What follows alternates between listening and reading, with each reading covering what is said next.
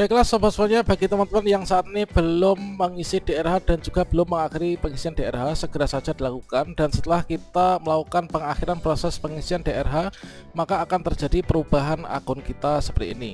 Ada tombol daftar riwayat hidup dan juga berkas yang sudah kita upload, serta ada menu unggah ulang.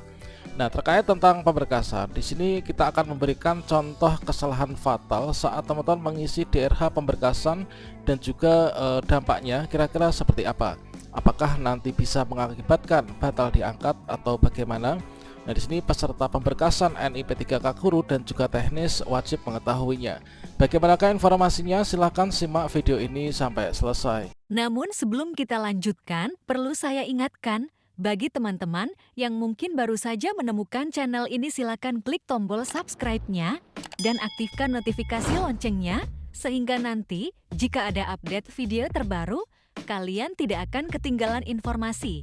Baiklah sobat semuanya, ketika teman-teman melakukan pemberkasan dan juga sudah mengakhiri proses pengisian DRH yang sudah terlanjur di submit ya, atau sudah diakhiri proses pengisian DRH-nya, maka di sini akan ada tampilan seperti ini.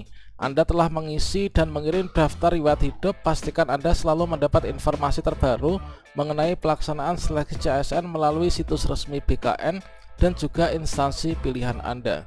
Nah sobat semuanya, bagi teman-teman yang saat ini sudah melakukan pengakhiran pengisian DRH, maka akan ada dua tombol ya, yaitu tombol lihat dan juga tombol unggah ulang.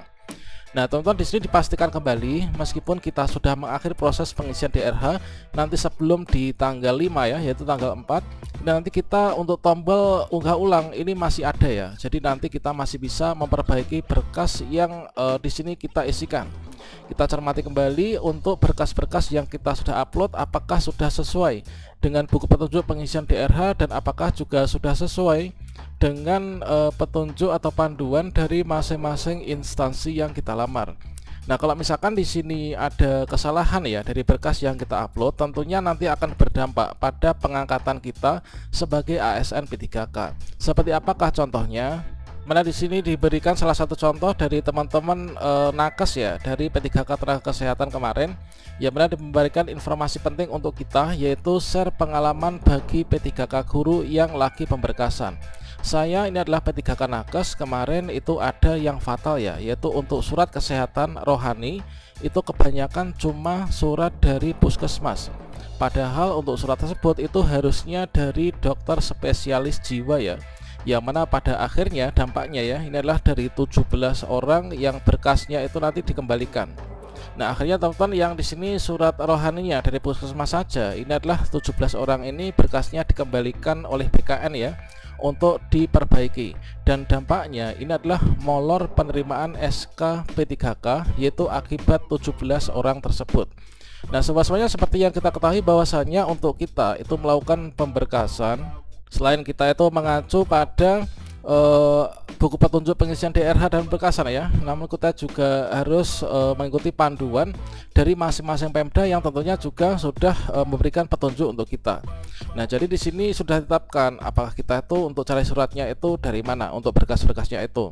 Nah di sini untuk dampaknya sebagai contohnya, nah dikarenakan untuk pemberkasan ini kalau misalkan kesalahannya nggak fatal banget ya, misalkan ijazahnya ternyata nggak benar atau gimana gitu kan, itu kita nggak akan digugurkan ya.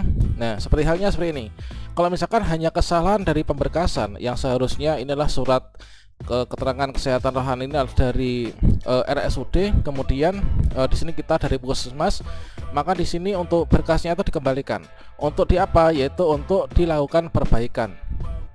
Nah setelah diperbaiki nantinya itu diupload kembali ya.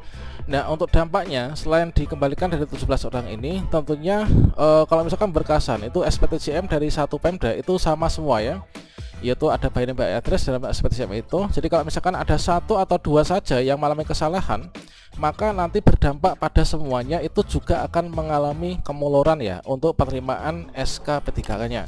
Jadi teman-teman yang ada di daerah ini, marilah saling berkoordinasi dengan sesama peserta yang lulus ya. Jangan sampai ada kawan kita yang ketinggalan, atau jangan sampai ada kawan kita yang melakukan kesalahan. Dikarenakan apa? Dikarenakan itu nanti akan berdampak pada kita semua ya, yaitu berdampak pada molornya pemberkasan dan juga penerimaan SK P3K. Nanti semua akan merasakannya. Jadi di sini kita saling mengingatkan saja satu dengan yang lainnya.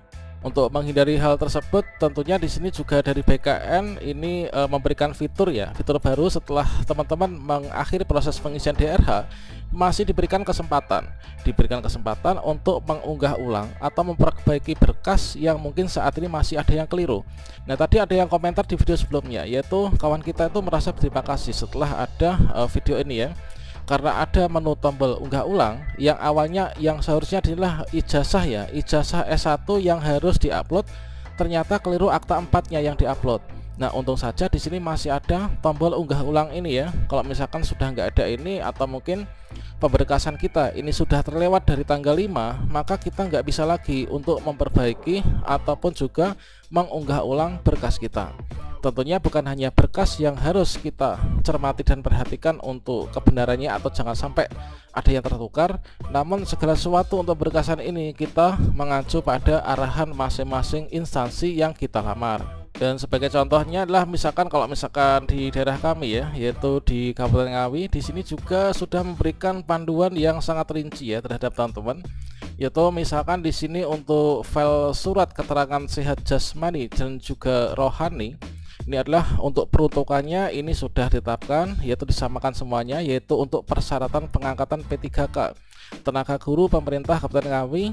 Nah, tertanggal ini adalah setelah pengumuman. Juga di sini untuk surat keterangan sehat jasmani rohani dari dokter yang berstatus PNS atau dokter yang bekerja pada unit pelayanan kesehatan pemerintah yang mencantumkan surat tertanggal setelah pengumuman.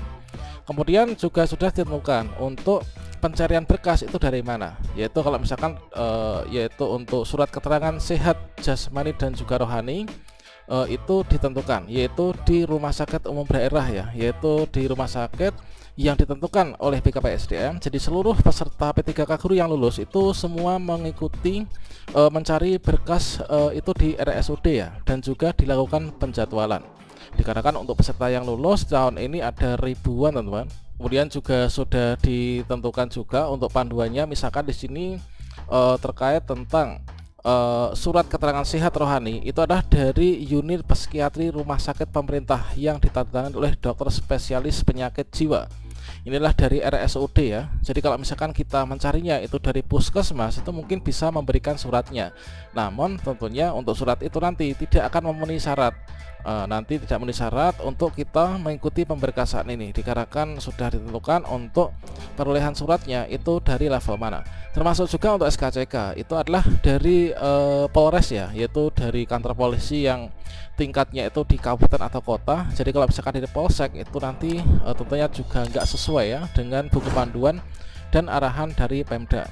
Kemudian juga terkait tentang penulisan surat ya.